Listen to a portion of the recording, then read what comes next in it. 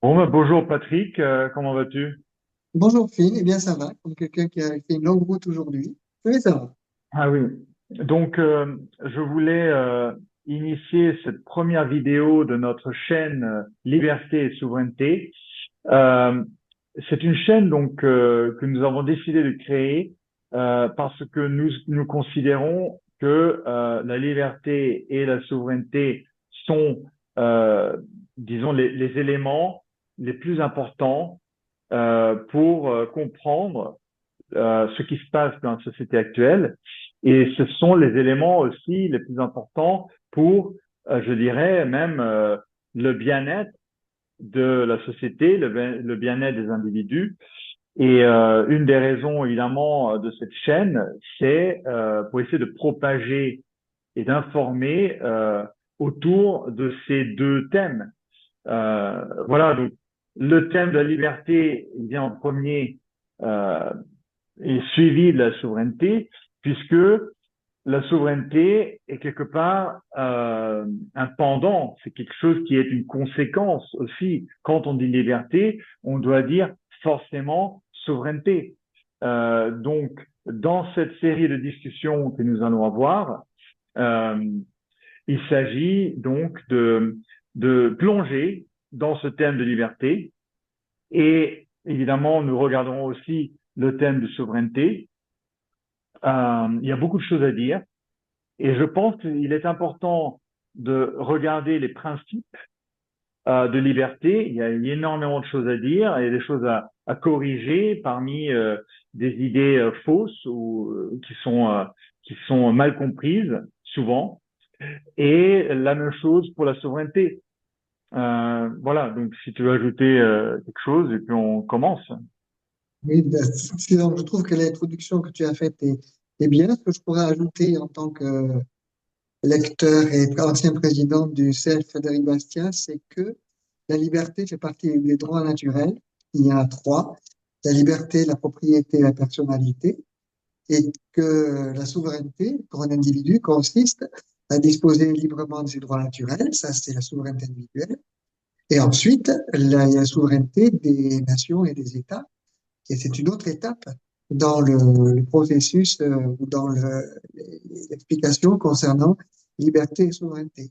Mais je pense que la liberté et la souveraineté individuelle sont liées et extrêmement positives pour la liberté et la souveraineté des États. L'un sans l'autre, ça ne marche pas bien, c'est un peu boiteux, si tu me vois ce que je veux dire. Tout à fait, tout à fait. Donc, dans cette chaîne, je pense que ce qui est important, c'est donc de parler de ces principes, mais également en permanence les lier avec ce qui se passe dans le monde, parce que nous sommes dans un moment charnière pour la France, aussi bien au niveau de la politique et de l'économie française.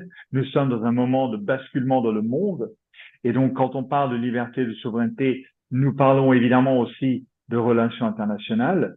Et donc, je pense que c'est intéressant de combiner l'approche plus théorique concernant la liberté et la souveraineté, mais toujours en liant cela euh, aux problèmes actuels.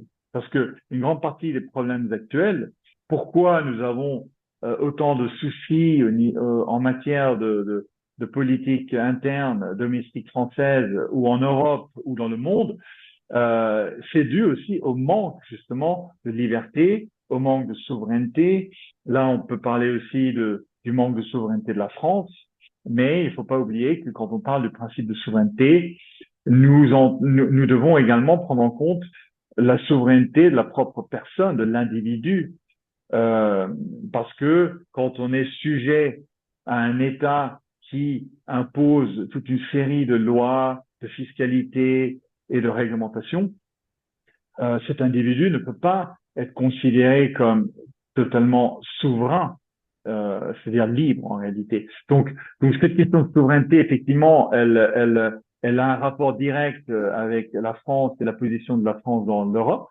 Et ça, c'est une discussion qui est très fréquemment présente sur les plateaux de télévision, et on va l'aborder aussi, mais il ne faut jamais oublier que la souveraineté va au-delà de ce concept de nation, d'État-nation, qui a un élément quand même un petit peu, disons, artificiel.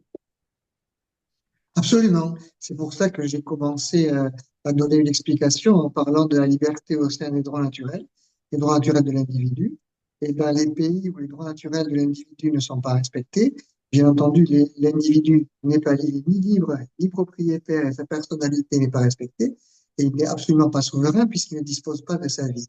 Il ne peut pas mener à bien ses projets, il ne peut pas construire sa vie comme il l'entend. Il y a quelqu'un, on va dire un suzerain si c'était à l'époque médiévale, il y a un suzerain. Aujourd'hui, le suzerain serait l'État, et encore et pire que ça, puisque dans la relation entre le suzerain et le vassal, il y a une relation de service échangé, d'honneur, etc.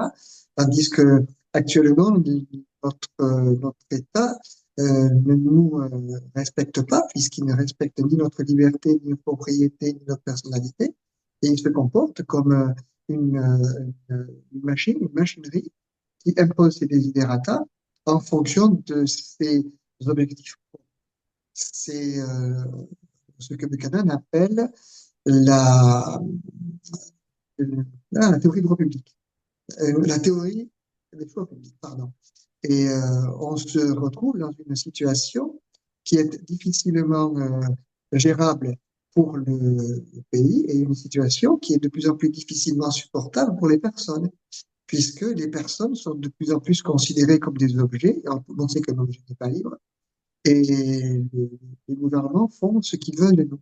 Alors, une des difficultés qu'il y a dans ce qu'on appelle nos démocraties, c'est qu'à partir du moment où les gens votent, on considère, ou ils sont considérés, ou on s'appelle oui, c'est considéré comme étant libre. Non, le vote ne suffit pas à rendre les gens libres, ni les nations libres d'ailleurs, puisque la crise que nous vivons actuellement est en partie liée à des votes qui ont été faits, alors c'est vieux, hein, depuis le vote sur le traité de Maastricht, etc., qui ne sont pas respectés. Et puis les votes peuvent être, on va dire,